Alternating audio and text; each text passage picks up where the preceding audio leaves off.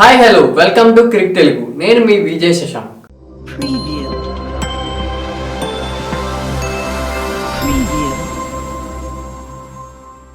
So సక్సెస్ఫుల్గా second match Kings 11 Punjab versus Delhi Capitals match complete అయిపోయింది. అబ్బా అసలు ఎలాంటి మ్యాచ్ అండి, ఇది ఒక రేంజ్లో జరిగింది. అండ్ ఈ మ్యాచ్ గురించి హైలైట్స్, అనాలిసిస్ అండ్ ఎక్కడ తప్పులు జరిగాయి అలాంటివి ఇప్పుడు మనం తెలుసుకుందాం. సో ఫస్ట్ టాస్ గెలిచి ఫీల్డింగ్ ఎంచుకున్న కింగ్స్ 11 పంజాబ్ ఢిల్లీ క్యాపిటల్స్ ని బ్యాటింగ్ కి పంపించారు. అండ్ ఇద్దరు Indian openers Shikhar Dhawan and Prithvi Shah batting దిగారు. అండ్ బ్యాటింగ్ స్టార్ట్ అయిన కొద్దిసేపట్లోనే శిఖర్ ధవన్ రన్అట్ అయిపోవడం జరిగింది. అండ్ ఈ రన్అట్ లో మేజర్ మిస్టేక్ పృథ్వీ షాదేనే చెప్పాలి. ఎందుకంటే పృథ్వీ షా రన్ కి కాల్ ఇచ్చి ఎస్ అని చెప్పి మళ్ళీ శిఖర్ ధవన్ ని బ్యాక్ పంపించడం జరిగింది. అండ్ అలా పంపించడం వల్ల రన్అట్ అయిపోయాడు. అండ్ దీనిలో మిస్టేక్ పృథ్వీ షాదే కావడం వల్ల అండ్ పృథ్వీ షా కూడా నెక్స్ట్ ఒక బౌండరీ షాట్ కి ట్రై చేసి స్కోర్ లేదని బోర్డు మీద స్కోర్ పెడదామని ట్రై చేసి వెంటనే క్యాచ్ అవుట్ అయిపోయాడు. ఇద్దరు ఓపెనర్స్ ని కోల్పోయిన ఢిల్లీ క్యాపిటల్స్ ఇక్కడే ఒక చిన్న మిస్టేక్ చేసింది. అదేంటంటే ఎప్పుడు ఢిల్లీ క్యాపిటల్స్ కి ఫస్ట్ డౌన్ లో దిగే శ్రేయస్ అయ్యర్ ఈసారి ఫస్ట్ డౌన్ లో దిగకుండా West Indies explosive batsmen Shimron Hetmyer ని పంపించాడు. అండ్ అది కూడా ఇద్దరు ఓపెనర్స్ కోల్పోయి ఢిల్లీ క్యాపిటల్స్ కష్టాల్లో ఉన్న టైంలో స్టాండర్డ్ బ్యాట్స్మెన్ శ్రేయస్ అయ్యర్ దిగుంటే ఇంకా మంచి ఛాన్స్ ఉండే అవకాశం ఉండేది. అప్పుడు హెట్మేయర్ దిగడం జరిగింది. అండ్ హెట్మేయర్ కూడా స్కోర్ లేదని స్కోర్ పెట్టడానికి ట్రై చేసి ఒక బౌండరీకి లాఫ్టెడ్ షాట్ స్కోర్ ట్రై చేసి షమీ బౌలింగ్ లో అవుట్ అయిపోవడం జరిగింది. అండ్ చాలా తక్కువ స్కోర్ కి ఢిల్లీ క్యాపిటల్స్ 3 వికెట్లు పడిపోయింది. అండ్ టాప్ ఆర్డర్ మొత్తం అవుట్ అయిపోయారు. అండ్ అప్పుడు చాలా పెద్ద కష్టాల్లో పడిపోయిన ఢిల్లీ క్యాపిటల్స్ ని శ్రేయస్ అయ్యర్ అండ్ రిషబ్ పంత్ ఒక పార్ట్నర్షిప్ తో స్టడీ చేసి మంచి స్కోర్ పెడడానికి చాలా కష్టపడ్డారు. అండ్ మంచి పార్ట్నర్షిప్ బిల్డ్ చేసిన తర్వాత అటాకింగ్ మోడ్ లోకి వచ్చిన వెంటనే రిషబ్ పంత్ అవుట్ అయిపోవడం జరిగింది. అండ్ శ్రేయస్ అయ్యర్ అయితే ఒక 3 సిక్సెస్ కొట్టాడు. అండ్ మంచి అటాకింగ్ మోడ్ లో కనబడుతున్న టైంలో మంచి బౌలర్ షమీ ఫస్ట్ స్పెల్ లోనే చాలా బాగా వేసి ఎకనామీ అండ్ వికెట్స్ తీసి మెయిన్ వికెట్స్ అటాకింగ్ మోడ్ లో ఉన్న షమీని అటాక్ చేద్దామని చెప్పి శ్రేయస్ అయ్యర్ కూడా వికెట్ కోల్పోవడం జరిగింది.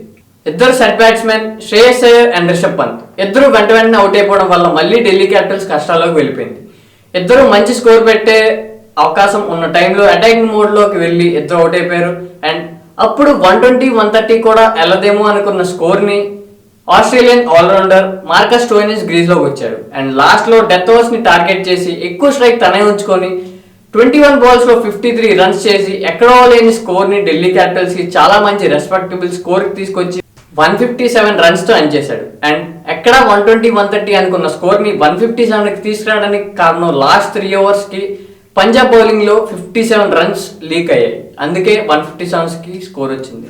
సెకండ్ ఇన్నింగ్ స్టార్ట్ అయిన తర్వాత KL Rahul and Mayank Agarwal opening దిగారు. అండ్ ఓపెనింగ్ దిగిన తర్వాత మయాంక్ అగర్వాల్ చాలా స్టడీగా ఆడి కేఎల్ రాహుల్ కి స్ట్రైక్ ఇస్తూ బాల్ ని నీట్ గా టెస్ట్ చేస్తున్నాడు. అండ్ కేఎల్ రాహుల్ మంచి ఎక్స్ప్లోజివ్ స్టార్ట్ ఇచ్చాడు అనుకునే టైంలోనే ఇన్సైడ్ చేయి కేఎల్ రాహుల్ అవుట్ అయిపోయాడు. అండ్ నెక్స్ట్ వచ్చిన అండ్ రేపటి మ్యాచ్ ఏమో Sun Risers Hyderabad versus Royal Challengers Bengaluru. ఈ match analysis and predicted playing 11 ఇప్పుడు మనం తెలుసుకుందాం. అండ్ రేపు మ్యాచ్ లో ప్రిడిక్టెడ్ ప్లేయింగ్ 11 చెప్పడం చాలా కష్టం అనే చెప్పాలి. ఫారినర్స్ ఎవరిని ఇంక్లూడ్ చేస్తారా అని చెప్పడానికి పెద్ద పెద్ద అనలిస్టులు కూడా చాలా కష్టపడుతున్నారని చెప్పొచ్చు. అండ్ ఇప్పుడు నా ప్రిడిక్టెడ్ ప్లేయింగ్ 11 నేను చెప్పబోతున్నాను.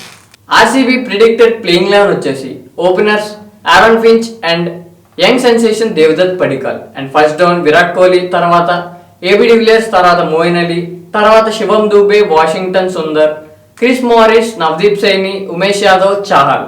ఇది predicted playing 11 of RCB. And next వచ్చిన బ్యాట్స్మెన్ వచ్చేసి Karun Nair.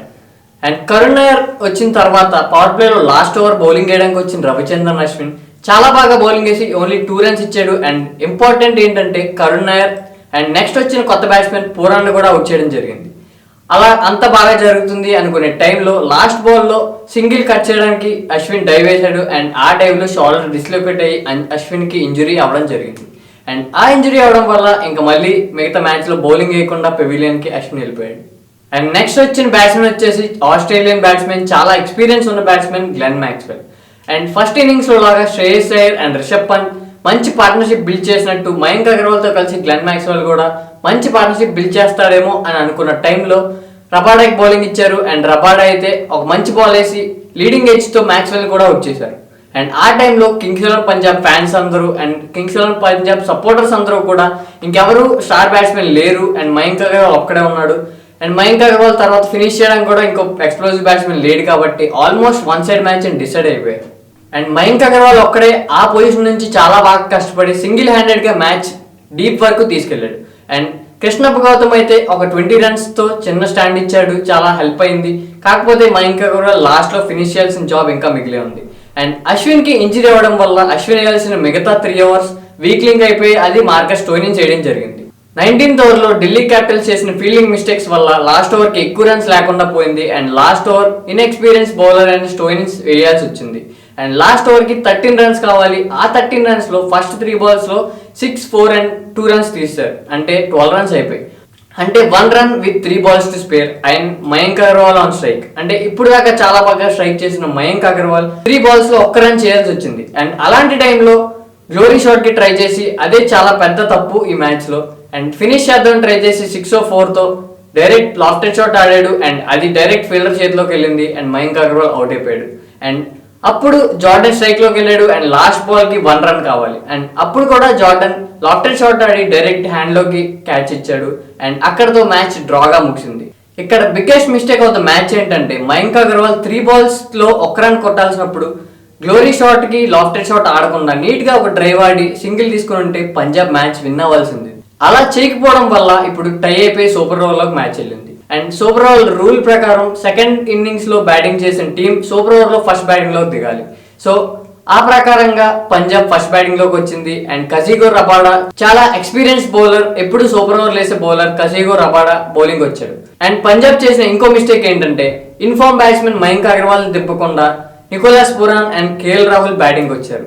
And KL Rahul first ball 2D తీశాడు. అండ్ నెక్స్ట్ బాల్ అవుట్ అయిపోయాడు.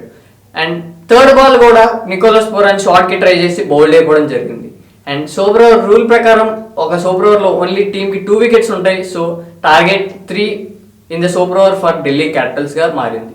అండ్ 3 రన్స్ ఈజీగా స్కోర్ చేశారు. అండ్ ఢిల్లీ క్యాపిటల్స్ కంఫర్టబుల్ గా విన్ అయిపోయింది. ఇప్పుడు SRH ప్లేయింగ్ 11 ఇప్పుడు మనం తెలుసుకుందాం.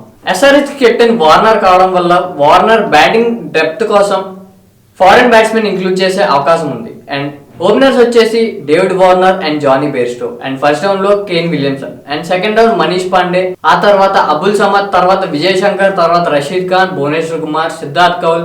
And next Sandeep Sharma or Khaleel Ahmed, ఇద్దరిలో ఒకరు తీసుకుంటారు. And next last option spin bowler Shahbaz Nadeem. ఇది SRH ప్లేయింగ్ 11. ఈ వీడియో మీకు నచ్చినట్లయితే లైక్ అండ్ సబ్స్క్రైబ్ చేయండి. అండ్ షేర్ చేయడం కూడా మర్చిపోవద్దు. ప్రతి match analysis and next upcoming match fantasy 11 predictions కూడా చెప్తూ మీ ముందుకు వచ్చేస్తాను. అండ్ ఇలాంటి ఇన్ఫర్మేషన్తో ఎప్పటికప్పుడు అప్డేటెడ్గా ఉండాలంటే keep watching Crick Telugu. Thank you.